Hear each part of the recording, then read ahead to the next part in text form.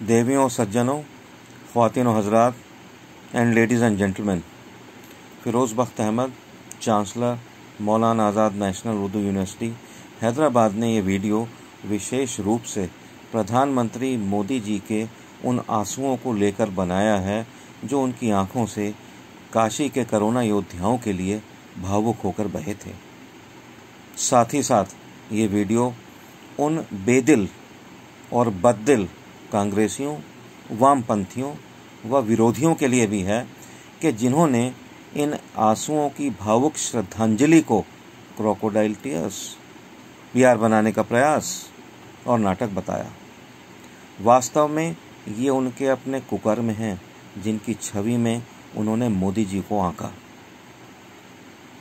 दोस्तों, एक बात और बताता चलूं, प्रधानमंत्री ने जब जब आंसू बहाए हैं, चाहे वे संसद में गुलाम नबी आज़ाद के लिए हों या अपनी माँ हीराबेन मोदी के लिए बहाए हों कि कितनी कुर्बानियाँ देकर उन्होंने उन्हें पाला पोसा, उनके भाई बहनों को पाला पोसा।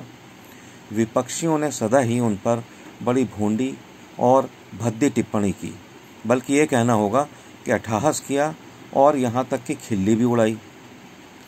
मैं किसी का नाम लेकर अपनी ज़बान को नापाक नहीं करना चाहता, मगर ऐसे महानुभावों को मैं बता दूं कि यदि उन्हें ऊपर वाले पर विश्वास है तो ये जान लें कि उसकी लाठी बेआवाज़ होती है, कभी भी पड़ सकती है। और ये भी सुन लें कि किसी दुखे दिल का मजाक ना उड़ाएं। क्यों? क्योंकि उसकी आवाज़ फर्श से अर्श पर जाती है। देवियों, सज्जनों, ये भी बताता चलूं कि मोदी जी का जो हृदय है वो फूल की पंखुड़ी जैसा कोमल एवं निर्मल है। यदि उनका कोई पक्षी जैसे मोर वगैरह है, मुझे बताया गया, आदि बीमार हो जाता है या गुजर जाता है तो एकांत में वे उसके लिए फपक फपक कर आंसू बहाते हैं। मगर इसका मतलब ये नहीं है कि वो कमज़ोर व्यक्ति हैं। रोने वाला व्यक्ति कभी कमज़ोर नहीं होता। दूसरी ओर आप ये भी सुन लें कि जब तंत्र की बात आती है तो यही दिल फौलाद से भी ज़्यादा मजबूत हो जाता है, जैसा कि आपने फौजी मोदी को गलवान घाटी में चीन को धूल चटाते हुए या पाकिस्तान में आतंकियों के ऊपर सर्जिकल स्ट्राइक करते हुए देखा होगा। दोस्तों, एक बात मैं कहने जा रहा हूँ, थोड़ी कड़वी बात है, बुरी तो लगेगी, मगर फिर भी सभी मोदी विरोधियों से एक प्रश्न पूछना चाहता हूँ। एक छोटा सा प्रश्न है कि भाई, जब भी किसी बात पर आपके माता पिता, दादा दादी या किसी बड़े को फैमिली में कोई गम होता है या आंखें नम हो जाती हैं, तो क्या आप उनको भी नौटंकी बताते हैं? माफ़ कीजिए, मैं ऐसा पूछना नहीं चाह रहा था, लेकिन जब आप मोदी जी के लिए ऐसा सोचते हैं तो पूछना पड़ेगा। आपकी आंखें भी तो कभी नम होती होंगी, आंसू आते होंगे।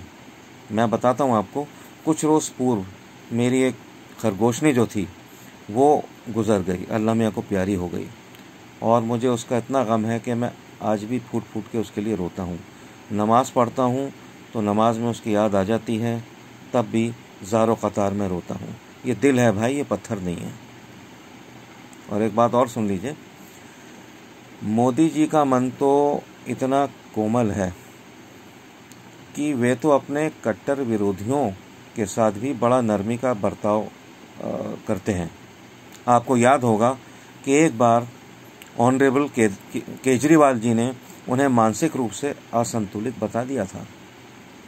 आप सोचते होंगे मोदी जी ने उसका क्या बदला लिया। उसका बदला मोदी जी ने उनकी पुरानी खांसी का बेंगलुरु में एक बड़े अच्छे इंस्टीट्यूशन से इलाज करा कर दिया था। ये है मोदी। ऐसे सूफियाना और फरिश्ता सिफत व्यक्ति के दिल को दुखाकर विपक्षी खुदा के कहर को दावत दे रहे हैं। माफ़ कीजिए, सख्त ज़बान है लेकिन सच्चाई है।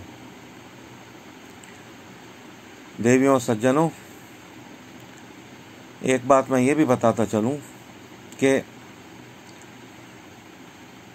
मतलब क्या मैं इसको कैसे कहूं।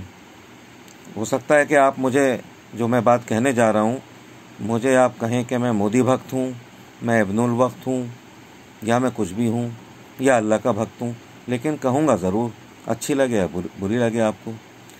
एक बात समझ लीजिए, मोदी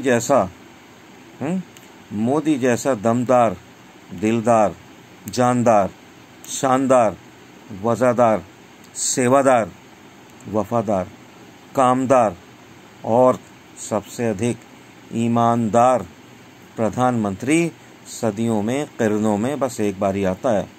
उसकी कदर करो, उसकी सेहत और लंबी उम्र की दुआ करो।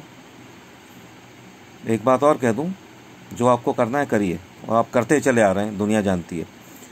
मेरी अगर कोई बात नागवार गुजरे तो मेरा फ़ोन नंबर है 9810933050।